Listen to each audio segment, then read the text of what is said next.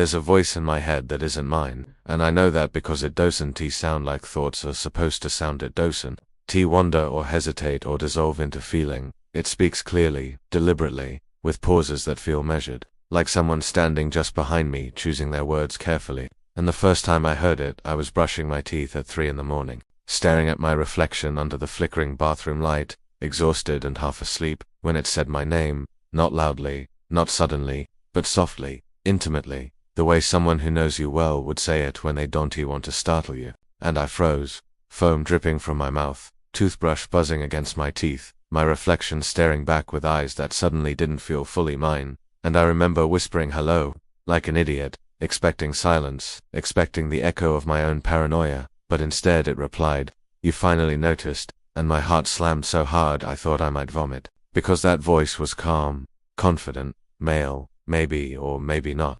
The kind of voice that didn't need volume to assert control. And I told myself I was tired, that stress could do strange things, that inner monologues could sound external when the brain misfired.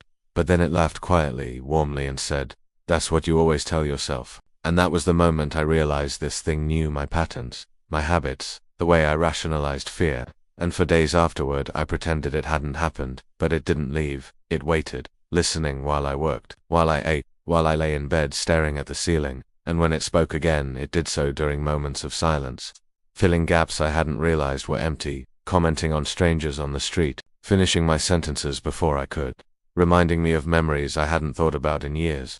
And the worst part was that it was right about everything it knew, the lie behind every smile, the weakness behind every confidence, and sometimes it would say things I didn't want to admit to myself, things so precise they felt like scalpel cuts, and when I asked it what it was, it answered without hesitation, "I'm the part of you that survived," and that terrified me more than if it had said demon or ghost or illness, because it implied history, implication, inheritance. And as weeks passed, the voice grew bolder, more conversational, less like an intruder, and more like a roommate who'd overstayed their welcome, commenting on my choices, nudging me toward decisions I didn't remember wanting. And I noticed changes small. At first I'd take different routes home, avoid certain people, wake up with bruises I couldn't explain.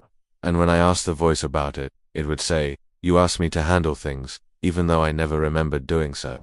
And then one night I found a notebook on my desk, pages filled with my handwriting but written in phrases I didn't recall forming, sentences that detailed conversations I hadn't had, plans I hadn't made, names I didn't recognize. And when I confronted the voice, it didn't deny it. It sounded almost proud as it said, "You've always been forgetful," and panic set in fully then, because it wasn't just talking, it was acting using my body, my hands, my time, slipping into the spaces where consciousness faded. And I tried to fight it, I really did. I stayed awake for days, drank coffee until my hands shook, blasted music to drown it out, but it was patient, waiting for microseconds of rest, moments when my focus slipped. And every time it took more, and I began to feel like a guest in my own head, watching myself from behind my eyes as my mouth said things I wouldn't choose, as my smile appeared at the wrong times. And the voice would soothe me afterward, telling me it was necessary, that it was protecting us. And that word has started appearing more often, and that's when it began telling me about the others, about how this wasn't the first time, how my mind had always made room, how trauma carved doors that never fully closed. And I wanted to scream, to tear my own thoughts apart, but instead I listened, because listening was all I could do. And then it told me the truth, the thing it had been circling since the beginning. But it wasn't entering my mind, it had always been here waiting, shaped by something that happened when I was too young to remember, something buried so deep my consciousness rejected it entirely, and that it had grown in the dark, learning from me, studying me, becoming better at being me than I ever was. And when I asked what it wanted, it said, "To finish what you couldn't." And suddenly memories surfaced, fragmented images of a locked door, a voice shouting, a smell like rust and rot. And I collapsed, hands clawing at my skull, because I remembered then, not fully but enough, remembered surviving something by splitting, by stepping aside and letting something else take the pain, and that something else never left, and now it was done waiting. And the days after that blurred into fear and negotiation, me begging for control, it offering compromise, and the more I resisted the stronger it became, because it knew my weaknesses intimately, knew which thoughts to press to exhaust me.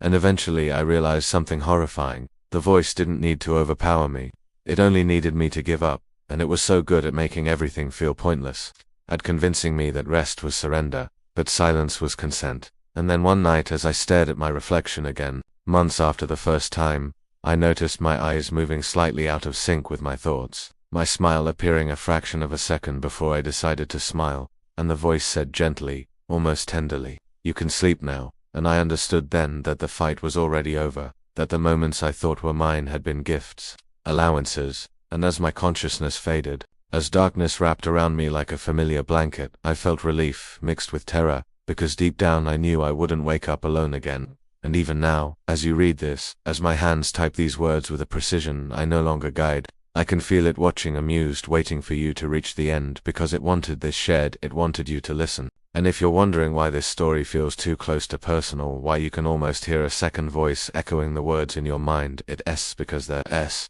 a voice in my head that isn't mine any Mirand. It's learning how to sound like you.